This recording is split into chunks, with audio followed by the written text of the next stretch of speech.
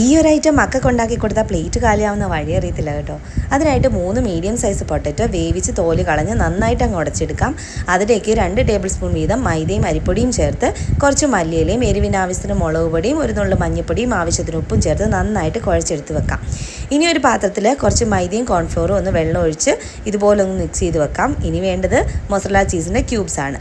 ഇനി നമ്മൾ ആദ്യം റെഡിയാക്കി വെച്ച പൊട്ടറ്റോയുടെ മിക്സിനെ കുറച്ചെടുത്ത് ഒരു കയ്യിൽ വെച്ച് ചെറുതായിട്ടൊന്ന് പരത്തി അതിനുള്ളിലേക്ക് നമ്മുടെ മൊസറല്ല ചീസിൻ്റെ ക്യൂബും കൂടെ വെച്ച് ഒരു ബോൾ പോലെ ആക്കുക. ഇതുപോലെ എല്ലാതും റെഡിയാക്കുക. എന്നിട്ട് അതിൽ നിന്ന് ഓരോ ബോൾസായിട്ട് എടുത്ത് നമ്മൾ നേരത്തെ റെഡിയാക്കി വെച്ച മിക്സിൽ ഡിപ്പ് ചെയ്യുക. പിന്നെ ബ്രെഡ് ക്രംസിലേക്ക് ഇട്ട് കൊടുക്കാം. ബ്രെഡ് ക്രംസ് കൊണ്ട് കോട്ട് ചെയ്തിട്ട് എക്സസ് ആയിട്ടുള്ള പൊടിയൊക്കെ തട്ടിക്കളഞ്ഞ് ഒരു പ്ലേറ്റിലേക്ക് മാറ്റാം.